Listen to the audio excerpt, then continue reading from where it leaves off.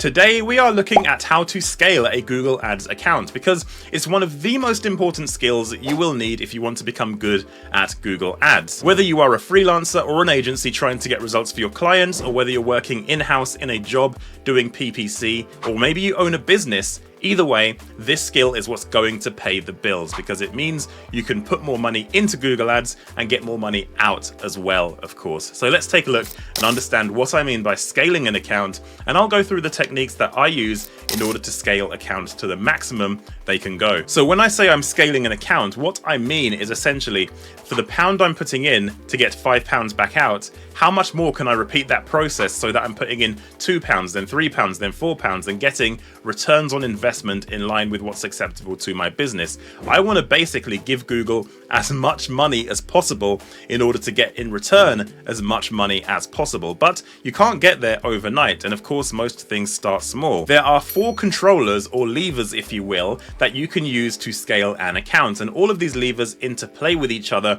and ultimately give you the controls you need in order to get better results to justify investing more into Google Ads. And these are your budget, your bid, your targeting, and your keywords. These 4 levers are what you have to play with. So let's start off with the budget, because I mentioned budget first for a reason. It's because it's the first lever you want to play with. So let's use an example. Say for example, I'm spending $100 a day on Google Ads, and for every $100 I'm spending, I get $500 in return. Fantastic. So I want to scale this account because I'm getting a good return on ad spend. The first thing I want to do is look at the budget. Is my campaign under budget, or is the budget okay? Because this is the first and easiest lever to fulfill. Because if you've set your bids in target and you're trying to achieve a target, all you need to do is put more budget into the campaign to kind of see if you could achieve the same targets and the same return on ad spend that you're getting currently with more budget. So you're scaling the campaign through the budget. Sometimes there's an argument to do this if your campaign is way under budget. If you're in an industry where there's a lot of room to spend a lot of budget and you're very much at the low end of that, you can put more money into a campaign, and then as soon as you put more money in, you proportionally get the returns you're expecting or currently achieving. So say for example, I scale my campaign from $100 a day to $200 per day. Instead of getting $500 in return for my $100 spend, I get $1,000 in return for my $200 of spend. And that's a very linear scaling of a campaign.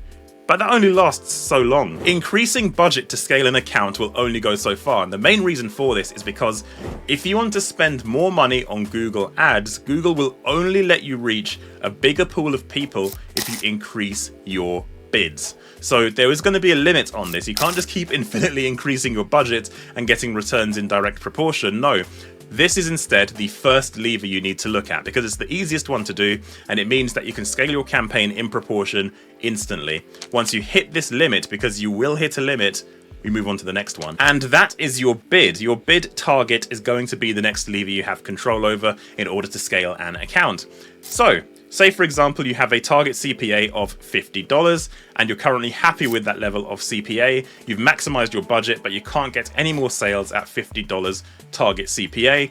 Your decision then becomes a business decision as opposed to a Google Ads decision, because essentially you need to decide whether or not you can pay a little bit more for leads in order to get more leads into your business. So instead of paying, say for example, $50 a lead, which is what you're currently achieving, say you wanted to pay $55 a lead, but you could increase your leads significantly by paying a bit more for them, because again, as I say, to get more people to see your ads, you have to increase your bids. Google only lets you reach more people when you're willing to pay more for your traffic. So as a business, you might look at that $55 cost per conversion compared to your initial $50 cost per conversion and say, that's actually okay. I'm okay with that because I'm going to get more volume of sales through my account, and I can afford to pay a little bit more for a conversion to get an uplift in overall conversion volume. And an uplift in overall conversion volume means you are scaling an account. So let's discuss the last 2 levers I talked about, which are of course your keywords and your targeting. So you're running a campaign, you've got a great budget, you've maximized that,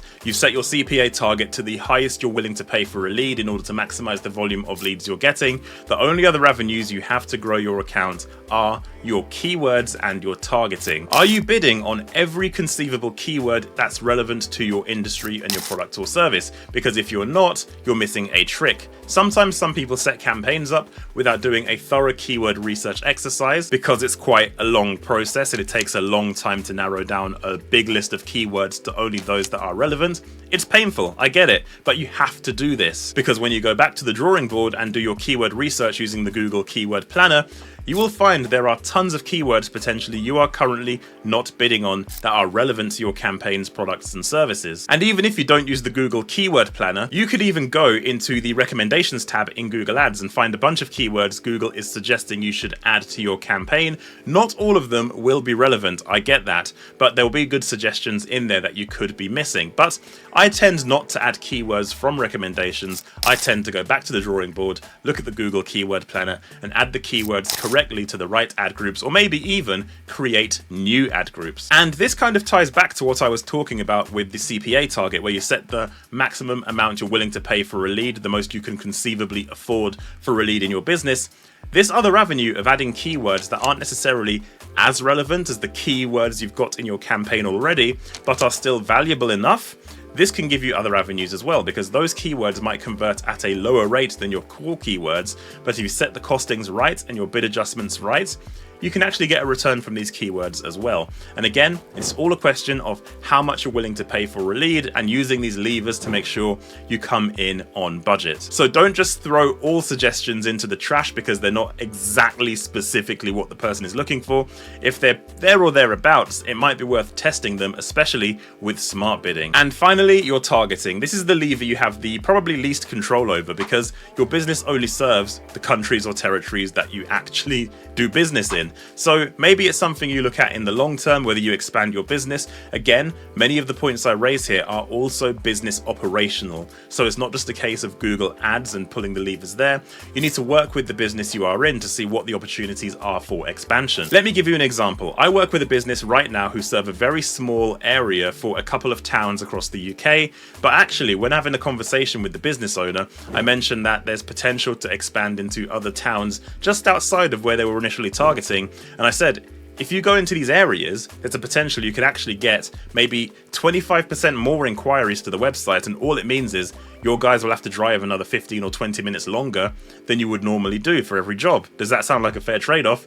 And he said, yes, of course it does. I'll be more than happy to get 25% more leads for another 15 or 20 minutes drive time. So simple conversations like that can also scale an account. And again, it's not a Google question, it's a business question. And finally, I did leave one last bonus point for people still watching the video right now, and that is the final lever you have control over, and it's probably the lever you have the most control over. Well, hopefully. And that, of course, is your website. If your website is converting at 2% and you could move that to 2.5%, all of a sudden you can pay more for your traffic. All of a sudden you can increase your CPA target because the conversion rate of the website has increased, meaning you're going to get more conversions for every dollar you spend on Google Ads. Therefore, scaling an account becomes a lot easier.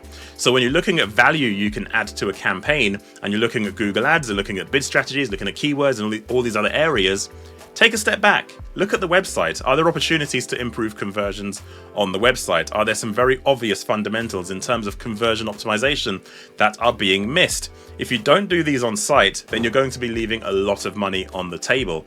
Make sure you set your website up for success, and that can also help you grow and scale an account. Conversion optimization requires iteration, testing, and seeing what the results are when actually sending traffic to different variants of a landing page. Now, you don't have to do this straight away. There may be some very obvious changes you just put in place instantly if the website is terrible or substandard, but as you start growing and developing the website to the point where it's a really good, sleek, professional website, any changes you make should be tested with A/B testing software.